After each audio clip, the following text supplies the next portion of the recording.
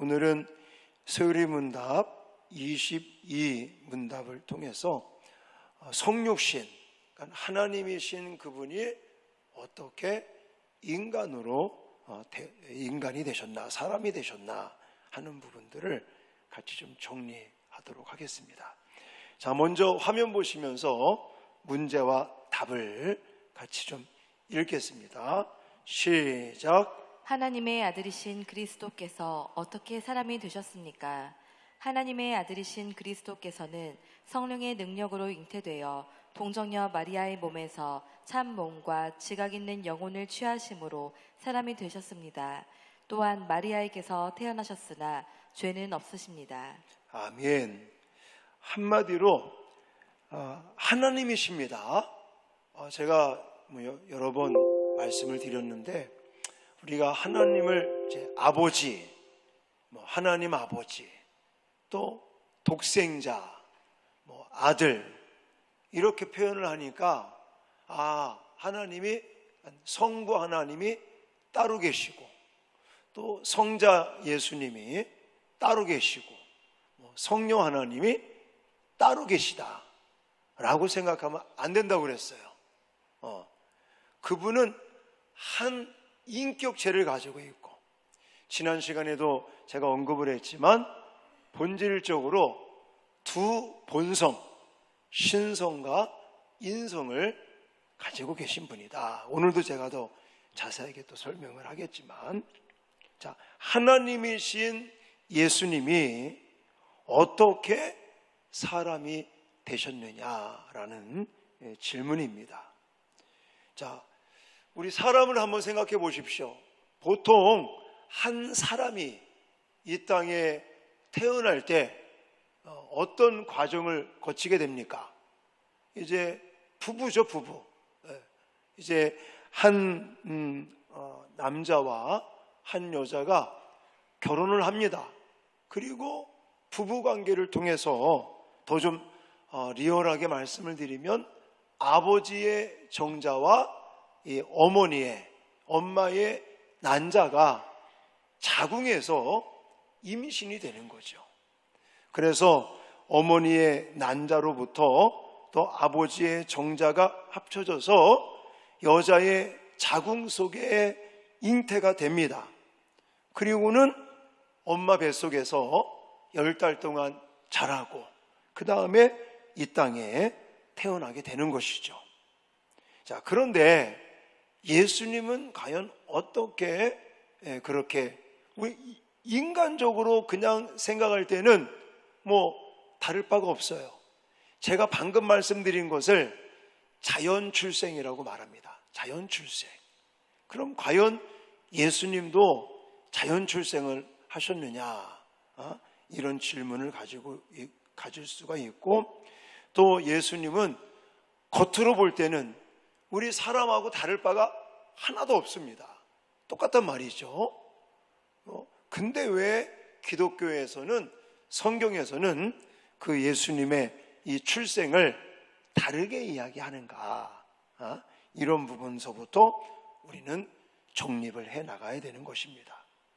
자, 이 성육신에 대한 것을 우리가 정립하기 위해서 제가 22문답 1항을 한번 문제를 만들어 봤는데, 이 문제와 답은 좀 이따 띄워주시고 한번 답을 해보시겠습니다.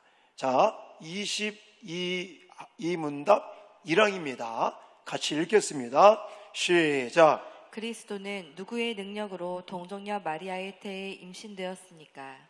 답은 무엇일까요?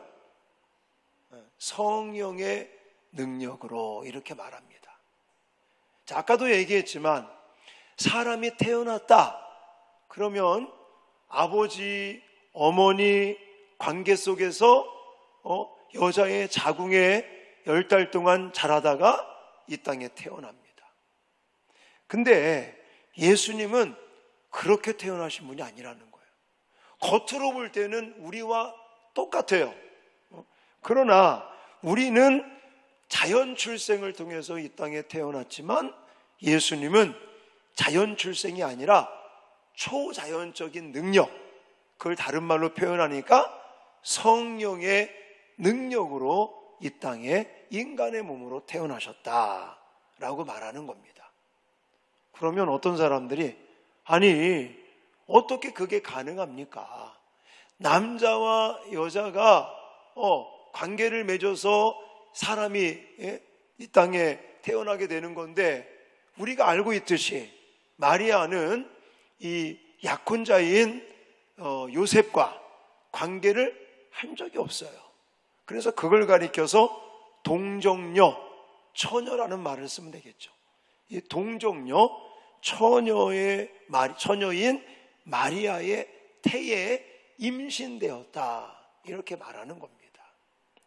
여러분 이것을 생각할 때는 어디를 좀 생각하시면 되겠냐면 창세기 1장과 2장에 하나님께서 천지를 창조하실 때 태초에 하나님이 천지를 창조하시니라 하면서 첫째 날서부터 여섯째 날까지 하루하루 말씀 한마디 한마디로 무에서 유를 창조하실 그때에 마지막으로 누구를 창조하셨어요? 인간, 우리 사람을 하나님께서 창조하실 때를 한번 기억해 보시기 바랍니다. 자, 쉽게 그냥 생각해 보면 우리 어렸을 때 찰흙 가지고 뭔가 이렇게 만든 적이 있었잖아요. 그래서 찰흙으로 미술 시간으로 기억이 나는데 찰흙을 갖다가 뭘 만들어서 그걸 창가에 놓고 말려서 무슨 작품을 만듭니다. 그런 것처럼 하나님께서 우리 인간을 흙으로 빚었다라고 말씀하고 있고요. 그 흙덩어리가 어떻게 해서 생명체가 된 겁니까? 그 코에 생기를 불어넣었더니 그 흙덩어리가 생명체가 되었다. 그래서 아담이 창조되었고 갈비뼈를 취해서 하와를 똑같이 만드셨습니다.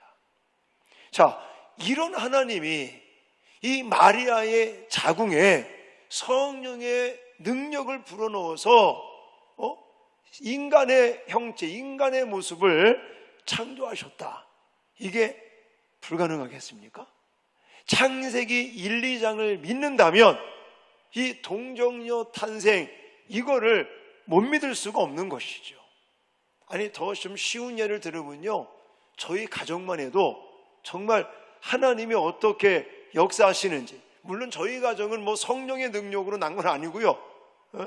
저희 이제 사모랑 저랑 연애할 때부터 우리가 이제는 둘 낳고 둘을 입양하자 이런 어떤 계획을 가지고 결혼을 했습니다. 그러고 났는데 하나님이 저희 가정은 그냥 생육하고 번성하는 복을 주셔가지고 그냥 결혼하자마자 연년생으로 둘을 낳았어요. 그러고 나서는 이제 겁이 나는 거라. 또 임신할까봐. 그래서 저 옛날 그 예비군 훈련 가고 그럴 때는, 그때는 훈련 가면요 정관 수술이라는 것을 해줬습니다. 그래서 그냥 이제 이렇게 희망하는 사람들은 집에도 빨리 보내주고 정관 수술을 하고 이러고 14년이 지난 거죠. 그러니까 선민이, 은진이 두 녀석 연년생으로 낳고 나서 이제 정관 수술을 하고 13년 차 될 때에 부산에 와서 막 개척을 시작하고 막 이랬는데 우리 사모님이 저한테 이메일을 보냈더라고. 임신한 것 같다고. 그래서 병원에 갔더니 축하한다고. 그렇게 말씀을 드렸죠.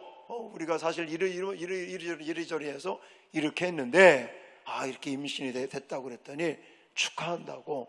보통 자기가 산부인과 진료를 보면서 한 200명 중에 한 명씩 가끔씩 그렇게 우리같이 그런 일이 일어난다는 것이죠. 자, 이 부분도 그렇죠. 어쨌든 이제는 아이를 안 낳기 위해서 정관 수술을 했는데도 불구하고 하나님의 역사가 나타나니까 의심할 바가 없잖아요. 제가 그 당시에 우리 친구한테 전화하면서 자랑을 했어요. 야, 우리 셋째 임신했다? 그랬더니 너 수술했는데 사모님 의심해야 되는 거 아니야? 그런 얘기를 하는 거예요. 근데 낳고 나니까 우리 사남매 중에서 최고 저를 닮았잖아요.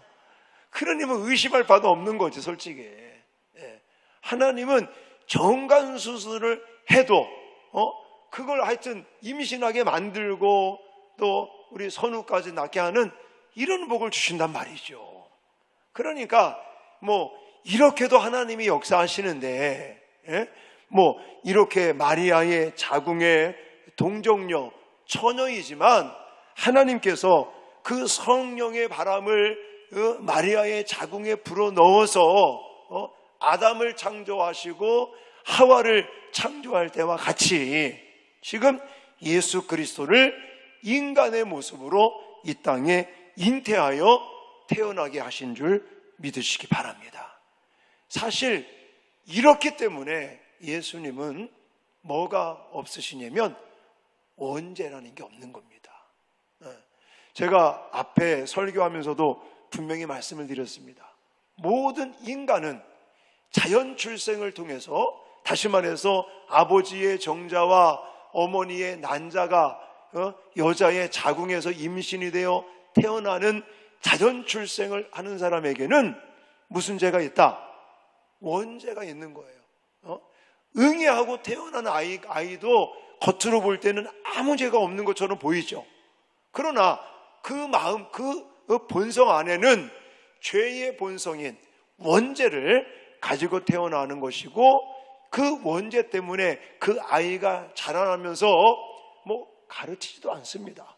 사실 우리가 애들 키우면서 너 불리하면 거짓말해, 다른 사람을 속여, 또 화가 나면 그냥 밀어버려, 화가 나면 그냥 꼬집어버려, 물어 뜯어버려, 이렇게 가르치는 부모가 누가 있겠습니까? 근데 아이들은요, 이제 조금씩 자라면서 자기 마음에 안 들면 막 승질내고 울고, 또 좀 더 크면은 막 친구를 밀치질 않나, 이런 일들이 왜 벌어지는 거냐면, 가르치지도 않는데 그런 행동들을 하는 것은 원죄가 있기 때문에 영향을 받아 자범죄를 짓게 되는 것이다 라는 거예요. 자, 그렇다면 예수님께서는 자연 출생이 아니란 말입니다. 초자연적인 출생으로 성령의 능력으로 마리아의 자궁에 임신이 되어서 이제는 이 땅의 인간의 모습으로 태어나셔서 그렇지, 예수님은 원죄도 없으시고 그러니까 자범죄도 없으시는 거죠. 그래서 예수 그리스도는 온전한 우리의 구원자가 되심을 믿으시기 바랍니다. 자, 그러면 지금 우리 주변에 자기가 구원의 완성자다, 메시아다 라고 주장하는 자들이 있죠? 대표적인 사람이 누구예요? 이만희, 옛날 안상홍, 이런 이단 사이비의 교주들이요, 자꾸 주장을 해. 자기들이 예를 들어서 이만희 같은 경우는 예수의 영이 자기에게 임하여 자기가 다른 보혜사가 되었다. 그래서 영생 불사하고, 또 하나님께서 기도할 때 받아 먹으라고 그래서 두루마리 같은 것들 받아 먹었더니 요한계시록 말씀이 통달되었다. 그래서 자기를 통해서 하나님 말씀을 배우고 12지파, 신천지 12지파 안에 들어와야 진정한 구원이 있다라고 그렇게 주장을 합니다. 근데 따져보자고요. 이만희 안에는 원죄가 있습니까? 없습니까? 원죄가 있단 말입니다. 왜 원죄가 있는 거예요? 자연 출생이기 때문에. 이만희의 아버지나 어머니의 그 난자 정자를 통해서 결국은 자연 출생을 통해서 이 땅에 태어난 모든 인간은 원죄를 가지고 있고, 그 원죄의 영향을 받아 자범죄를 짓고 있는 거예요. 지금은 죄를 안 짓는 것 같습니까? 종교, 사기를 치고 있는 거예요. 사기를 치고 있는 거예요. 이런 죄를 가지고 있는 자들이 어떻게 자기의 죄가 있으면서 자기의 죄도 해결 못하는 자가 어떻게 다른 사람의 죄의 문제를 해결하고 메시아, 구원자가 될 수 있다고 말할 수가 있겠습니까? 그러므로 이렇게 동정녀 마리아에게 성령의 능력으로 임신되어 인간의 몸으로 이 땅에 태어나신 예수 그리스도만이 우리의 구원자가 되는 줄 믿습니다. 할렐루야. 자, 그렇다면 하나님이신 예수 그리스도께서 성령의 능력으로 인간의 몸으로 이 땅에 태어나셨어요. 그러면 인간의 모습으로 태어나셨을 때 예수 그리스도의 몸, 예수 그리스도의 영혼, 과연 이것은 우리와 다르냐, 어떠냐, 이런 부분들을 설명을 드리겠습니다. 자, 문제는 그겁니다. 22문답 2항을 제가 이렇게 만들었는데, 자, 하나님이신 그 예수께서 이제 인간이 되셨는데, 그럼 인간이 되신 예수 그리스도도 뭐가 있어요? 몸이 있단 말이죠. 우리와 똑같이 몸도 있고 영혼도 있단 말이죠. 그러면 예수 그리스도께서는 어떤 몸, 어떤 영혼을 취하셨는가라는 질문이에요. 답은 뭐냐면 실제 인간의 몸, 그리고 실제 인간의 영혼을 가지고 계시다라고 답할 수 있습니다. 자, 이게 좀 참고적인 그런 성경 구절이 히브리서 2장 14절 말씀 같이 읽겠습니다. 시작. 자녀들은 혈과 육에 속하였음에 그도 또한 같은 모양으로 혈과 육을 함께 지니심은 죽음을 통하여 죽음의 세력을 잡은 자 곧 마귀를 멸하시며. 아멘. 그리고 빌립보서 2장 6절 7절에 가면 그는 근본 하나님의 본체시나 하나님과 동등됨을 취할 것으로 여기지 아니하시고 오히려 자기를 비워 종의 형체를 가지사 사람들과 같이 되셨고, 이렇게 말하고 있어요. 또 마태복음 26장 38절에 가보시면 이에 말씀하시되 내 마음이 매우 고민하여 죽게 되었으니 너희는 여기 머물러 나와 함께 깨어있으라 하시고, 이렇게도 말하고 있습니다. 자, 지금 제가 이렇게 소개해드린 성경 구절들을 보시면 결국 예수님은 10개월 동안 마리아의 자궁에 머무십니다. 그러면서 마리아로부터 사람의 몸과 또 사람의 영혼을 취하시는 걸 볼 수가 있단 말입니다. 이로써 예수님은 하나님이신 그분이 인간이 되실 때 다른 인간이 아니라는 거예요. 우리와 똑같이 실제적인 몸과 우리도 실제적인 영혼을 예수님도 똑같이 가지고 계시는데, 그럼 우리와 뭐가 다르냐? 신성이라는 걸 가지고 있다는 거예요. 우리와 다른 게 그거예요. 예수 그리스도께서 육신의 몸으로 실제적인 인간의 몸, 실제적인 영혼을 예수님이 취하셨는데 그걸 인성이라고 말하거든요. 근데 인간이 되었다고 해서 하나님이신 그분이 인성만 가지고 계시느냐? 아니라는 거예요. 신성도 그대로 가지고 있으면서 인성을 거기에 취하셨다. 그러므로 예수 그리스도께서 인간의 몸으로 이 땅에 이렇게 계시는 동안 우리가 육안으로 볼 때는 그냥 사람과 똑같은 실제적인 몸, 실제적인 영혼만 있었던 것이 아니라 예수 안에는 뭐도 있었다? 신성도 가지고 계시고 인성도 가지고 계시고. 어떤 사람들은 그렇게 또 주장하는 사람들이 있어요. 뭐냐면 신이신 그분은 신성만 가지고 있단 말입니다. 근데 그 신성만 가지고 있던 예수님이 인간으로 되신 것은 변화된 것이다. 이거 안 맞습니다. 신성도 그대로 가지고 있으면서 거기에 인성을 취하셨다, 이렇게 말하는 거예요. 그 신성과 인성이 이렇게 변화된 것도 아니고 또 합쳐진 것도 아니라는 거예요.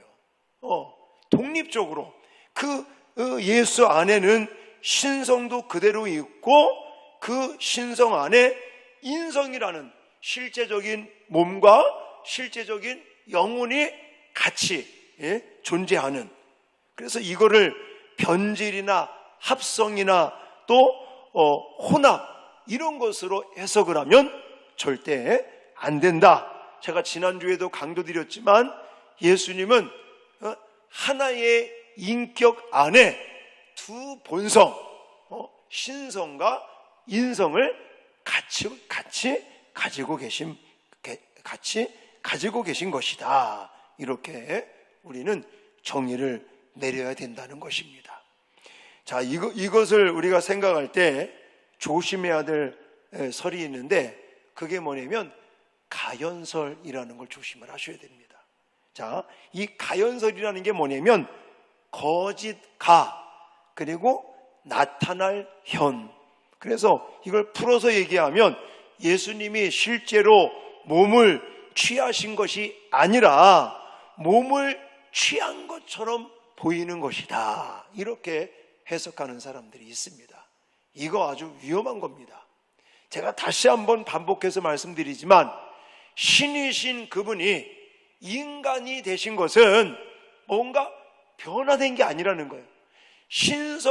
신성으로 존재하다가 인성으로 변한 것도 아니라는 거예요. 또 신성과 인성이 합쳐진 것도 아니라는 거예요. 신성 그 자체도 가지고 계시면서 인성, 실제적인 몸과 영혼을 함께 취하고 있다. 이렇게밖에 표현이 안 되겠습니다. 어쨌든 거짓으로 인간의 몸을 취한 것처럼 보인다는 가연설도 잘못된 것이고 위험한 것이다 라는 것을 참고로 말씀드리면서, 동정녀 마리아의 몸에서 참 몸과 지각 있는 영혼을 취하심으로 예수 그리스도는 육안으로 볼 때는 몸만, 영혼만 가지고 계신 것처럼 우리가 느껴질 수 있는데, 절대로 인성인 몸과 영혼만 가지고 계신 것이 아니라 신성도 가지고 계시면서, 그래서 예수님께서 죽은 사람도 막 살리셨잖아요. 안진뱅이도 일으키고 문둥병자나 아니면 중풍병자, 이런 사람들을 그냥 말씀 한마디로 이렇게 고치시고 치유하시는 이런 모든 능력도 무엇이 있기 때문에 그런 거예요? 신성이 있기 때문에 그렇다는 거예요. 신성이 없으시면 그게 될 수가 없는 것이죠. 자, 마지막으로 예수님의 성육신, 어떻게 사람이 되셨나라는 이 질문 속에서 또 한 가지 중요한 내용이 무엇이냐면, 예수 그리스도께서도 다른 모든 사람처럼 원죄를 가지고 출생하셨습니까? 답 나왔죠, 아까. 답은 뭐예요? 원죄를 가지고 있지 않으신 분, 죄로부터 완전히 자유하신 분이다 라는 것을 기억하셔야 됩니다. 자, 히브리서 4장 15절 말씀 먼저 읽겠습니다. 시작. 우리에게 있는 대제사장은 우리의 연약함을 동정하지 못하실 이가 아니요 모든 일에 우리와 똑같이 시험을 받으신 이로되 죄는 없으시니라. 아멘. 여기 보시면 연약함을 동정한, 또 우리와 똑같이 시험을 받으셨어요. 예수님도 40일 금식 기도를 하고 굉장히 육신적으로 배가 고팠어요. 그러니까 사탄 마귀가 예수님에게 와서 가장 취약한 점이죠. 약점을 이용해서 돌을 떡으로 변화시켜 봐라, 이런 시험거리를 준 적이 있었습니다. 자, 그렇지만 그런 예수님께서는 아까도 얘기했지만 육신적으로 그런 우리 인간과 같은 똑같은 연약함을 가지고 있지만 그 안에는 원죄라는 것이 없고 자범죄도 없으시다. 이게 굉장히 중요한 얘기입니다.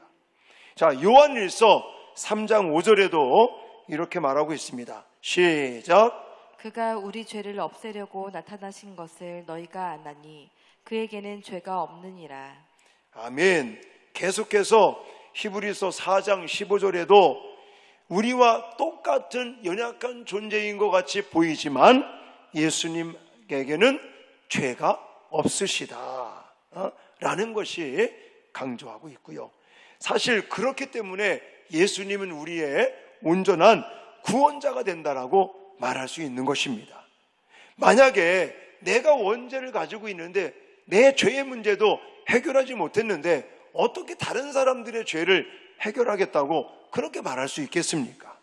예수님이 사람의 몸과 영혼을 취하심으로 실제적인 인간이 되셨지만 예수님은 죄와는 무관하신 분이다. 죄로부터는 완전히 자유하셨다라는 것을 성경은 우리에게 강조하고 있고, 그러므로 예수님은 자신의 의로움을 우리에게 전가해 주실 수 없다는 것이죠.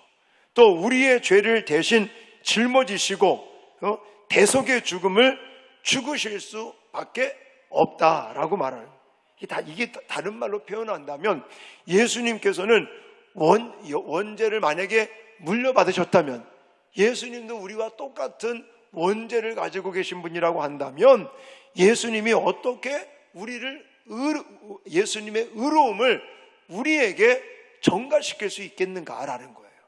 또 예수님께서 우리와 똑같이 원죄를 가지고 계시면 우리를 대신해서 우리의 죄를 짊어지시고 그분이 대속의 죽음을 죽을 수 있다 없다?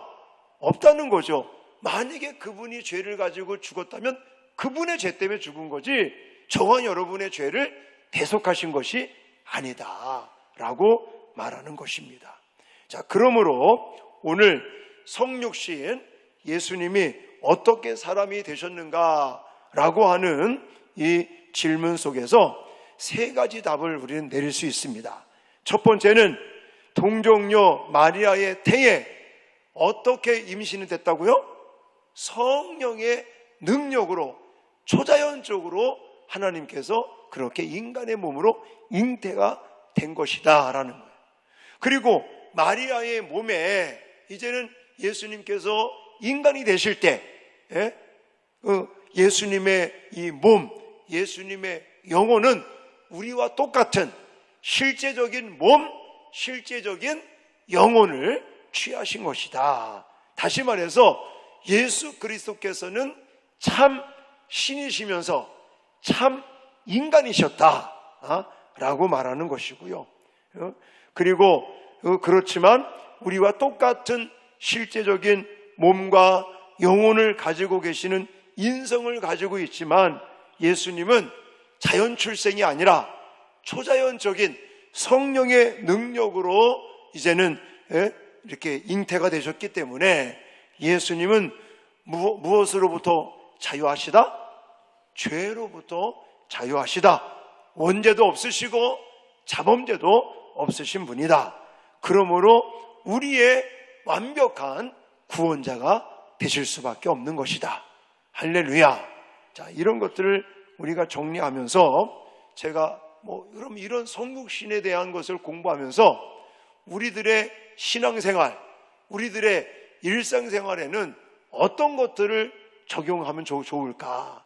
제가 한 세 가지 정도만 말씀을 드리고 싶은데, 하나는 성령의 능력은 불가능한 것도 가능케 한다. 할렐루야. 여러분, 우리가 신앙생활하면서 인간의 노력과 인간의 어떤 열심히 노력하는 거 말고 할 수 있는 방법은 오로지 성령의 능력인 줄 믿습니다.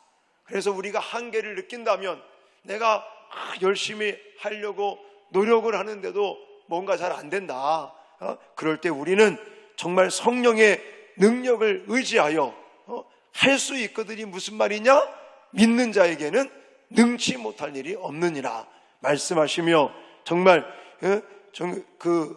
불가능한 일도 가능케 하시는 성령의 능력을 의지하여 하나님의 능력을 또 체험하시는 저와 여러분들이 되어질 수 있기를 주님의 이름으로 축원합니다. 그리고 이렇듯 성육신이라고 하는 이런 일들을 하실 때 하나님은요, 연약한 한 사람을 사용하신다라는 사실을 기억하시기 바랍니다. 그 연약한 한 사람이 누구예요? 마리아였습니다. 마리아는 사실 내세울 게 아무것도 없는 여인이었습니다. 그 당시 사람의 인구조사에 들어가지도 않았던 사람입니다. 근데 하나님은 인류의 구원을 위해서, 그리고 하나님이신 그분이 인간이 되는 이 성육신의 사건을 하나님께서 이루시면서 능력도 많고 물질이 많거나 내세울 게 많은 사람을 하나님은 사용하시는 것이 아니라 아무것도 내놓을 거 없는 연약한 한 여인, 한 사람, 바로 마리아를 사용하셔서 하나님의 이 구속의 역사를 이루신 것처럼 오늘날도 하나님의 일을 위해서 뭔가 명함을 막 내놓을 만한 그런 사람들을 사용하시는 것이 아니라 연약하고 부족하고 또 내세울 거 없지만 하나님의 말씀에 순종하는 사람들을 사용하심을 믿으시기 바랍니다. 여러분, 마리아는요, 목숨을 걸고 하나님의 사자의 그 말씀에 순종한 것을 볼 수가 있습니다. 우리가 다 알고 있잖아요. 마리아가 약혼만 했지 아직 남자를 알지 못하는 마리아가 임신했다. 그러면요, 이 마리아는요, 돌에 맞아 죽어야 되는 신세입니다. 그럼에도 불구하고 하나님의 사자가 천사가 얘기를 했을 때 마리아는 주의 계집종이 오니 주의 말씀대로 순종하겠나이다. 그렇게 하면서 하나님의 도구로 쓰임받았던 것을 우리는 기억하시기를 바랍니다. 그래서 비록 세상에 내세울 거 없는 그런 연약한 존재라고 할지라도 하나님의 말씀에 온전히 순종하려고 하는 자세를 가진다면 하나님께서는 연약한 그 한 사람을 통해서 하나님의 역사의 도구로 사용하심을 믿으시기 바랍니다. 그리고 마지막 이 성육신 사건을 통해서 우리에게 주시는 메시지는 예수님은 우리를 구원하시기 위해서 하늘 보좌, 영광, 모든 것들을 다 내려놓으시고 낮고 낮은 인간의 몸으로 오셔서 결국은 저와 여러분들 인류에게 구원의 길을 열어주신 줄 믿습니다. 그래서 우리들도 예수님을 믿고 예수님의 제자로 살아간다고 말한다면 우리도 예수님처럼 그저 낮은 자리에서 또 다른 사람을 위해서 희생하고 섬김의 모습을 통하여 우리 주변 사람들이 또 내가 속해 있는 공동체가 살아나고 구원받고 하나님의 복을 받는 역사들이 나타날 수 있기를 주님의 이름으로 축원합니다.